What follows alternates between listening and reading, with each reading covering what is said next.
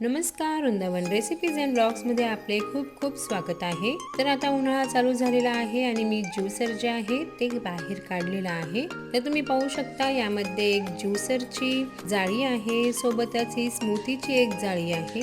तर यामध्ये सर्व प्रकारच्या स्मूथीज बनतात। त्यानंतर फ्रोझन फ्रूट म्हणून ही एक जाळी येते या पद्धतीची, तुम्ही पाहू शकता यावरती लिहिलेले देखील आहे फ्रोझन फ्रूट म्हणून।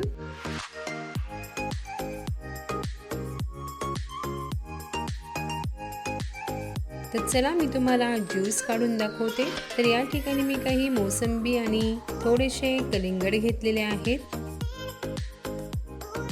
तर या ठिकाणी ऑन आणि खालच्या साईडला रिटर्न म्हणून ऑप्शन आहे बटनाला। तर आपण ऑन केल्यानंतर फ्रूट जे आहे ते खाली जातं आणि एखादं फ्रूट जर गुंतलं तर आपण रिटर्नचं बटन दाबल्यानंतर ते वरती येतं।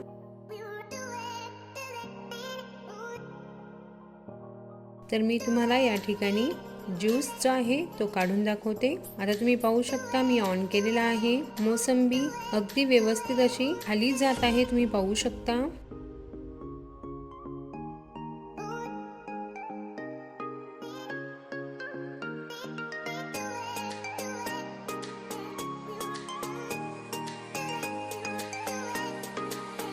एका साइडने मोसंबीचा जो वेस्ट आहे तो बाहेर येतो आणि दुसऱ्या साइडने ज्यूस बाहेर येत असतो। तर हा नॉब ओपन केल्यानंतर यातून ज्यूस जो आहे तो बाहेर येतो, तुम्ही पाहताय। आता या ठिकाणी मी तुम्हाला थोडीशी मोसंबी अडकवून दाखवते।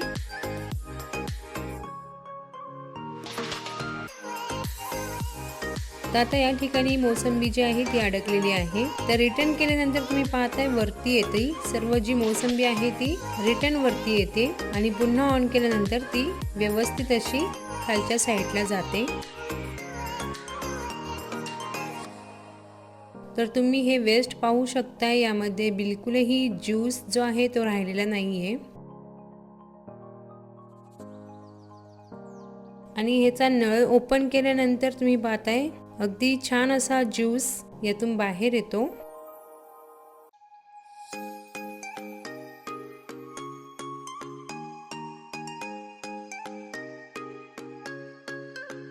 तर आता आपण मोसंबीचा ज्यूस कसा झाला ते पाहिलेला आहे। तर याच पद्धतीमध्ये तुम्हाला मी आता कलिंगडचा देखील ज्यूस बनवून दाखवते।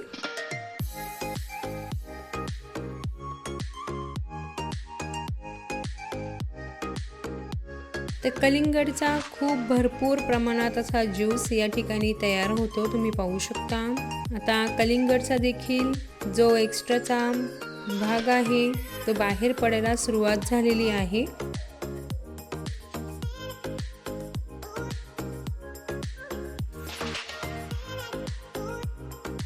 आणि या साईडला तुम्ही पाहू शकता ज्यूस अगदी छान असा कलिंगडचा निघालेला आहे। तर मी अगदी थोडंसंच कलिंगड घेतलेला आहे, जवळपास अर्ध्यापेक्षाही कमी कलिंगड घेतलेला आहे आणि एवढ्या कलिंगडमध्ये छान असा भरपूर एक जग भरून कलिंगडचा ज्यूस निघतो।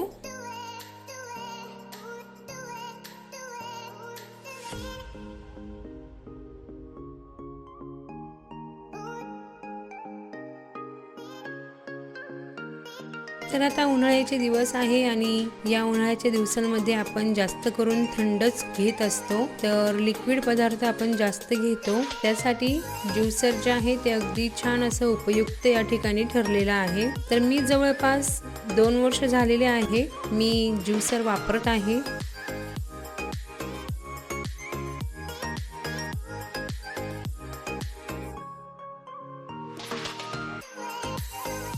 आणि कलिंगडचा चोथा देखील तुम्ही पाहू शकता अगदी व्यवस्थित असा कोरडा झालेला आहे। मी तुम्हाला थोडंसं दाबून दाखवते, यातून बिलकुलही ज्यूस पडत नाही, अगदी 99% ज्यूस जो आहे तो बाहेर निघतो।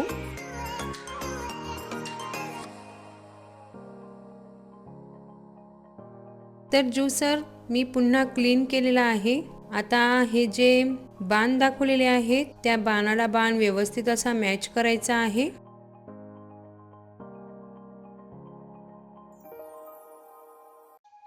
तर ज्यूसर फिट करायची खूप सोपी पद्धत आहे। आता मी फ्रोझन फ्रूट म्हणून हे जे भांडं आहे हे यामध्ये लावणार आहे। तर या ठिकाणी लाल मार्किंग दिलेली आहे आणि ज्युसरच्या भांड्याला देखील लाल मार्किंग आहे। तर ही देखील मॅच करायची आहे आणि त्या पद्धतीने हे झाकण जे आहे किंवा हा कंटेनर जो आहे तो आतमध्ये ठेवून घ्यायचा आहे। हे संपूर्ण मॅच करून घ्यायचं आहे।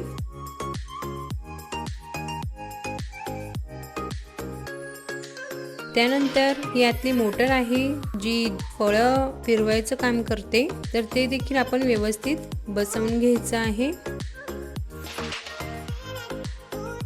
त्यानंतर हे वरचं झाकण आहे याला देखील लाल मार्किंग दिलेली आहे। तर जो लाल पॉइंट दिलेला आहे त्या पॉइंटला पॉइंट मॅच करायचा आहे, तुम्ही पाहू शकता या पद्धतीने आणि त्या साईडला फिरवायचा आहे। तर त्यावरती जो बाण आहे तो दाखवलेला आहे त्या साईडला फिरवण्याचा, त्याच पद्धतीने फिरवून घ्यायचा आहे।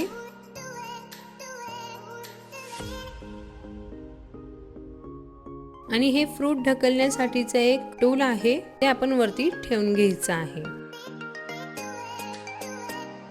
तर आंबे आहेत, मी ते सकाळी चिरून छान असे थंड होण्यासाठी फ्रीजर मध्ये ठेवले होते, कारण आता आपण फ्रोझन फ्रूट म्हणून वापरत आहोत। तर तुम्ही तुमच्या चवीनुसार यामध्ये पिठी साखर मिक्स करून घ्यायची आहे। आंबा आपला किती गोड आहे ते प्रमाण लक्षात घेऊन यामध्ये पिठी साखर मिक्स करायची आहे।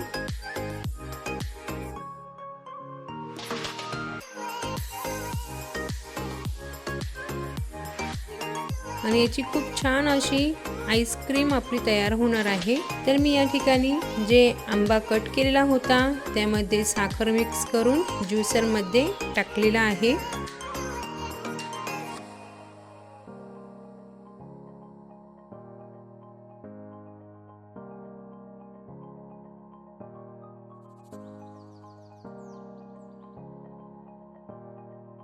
आता आपण मिक्सर चालू करूया, ज्युसर चालू करूया आणि तुम्ही पाहू शकता मगाशी ज्यातून वेस्ट बाहेर पडत होतं त्यातून आपली आईस्क्रीम निघत आहे, कारण हे फ्रोझन म्हणून आपण जे भांड लावलेलं आहे त्यामध्ये ज्यूस जो आहे तो बाहेर निघत नाही, डायरेक्ट आईस्क्रीम जी आहे ती आपली बाहेर निघते।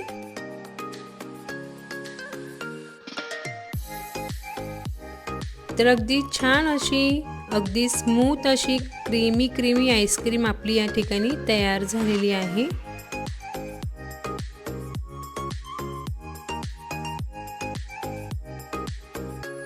तुम्हाला मी जवळून दाखवते, तुम्ही पाहू शकता याचं जे स्ट्रक्चर आहे किती क्रीमी आहे, अगदी सॉफ्ट अशी ही आईस्क्रीम आपली तयार झालेली आहे।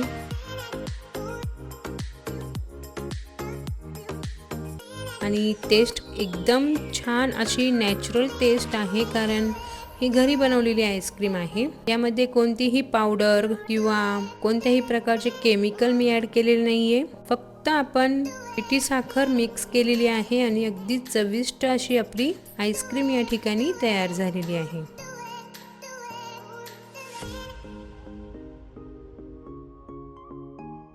तर तुम्हाला आजचा हा छोटासा व्हिडिओ कसा वाटला मला कमेंट करून नक्की कळवा। व्हिडिओ जर पहिल्यांदाच पाहत असाल तर चॅनलला सबस्क्राइब केल्याशिवाय जाऊ नका। पाहत रहा Vrindavan recipes and vlogs. Thanks for watching.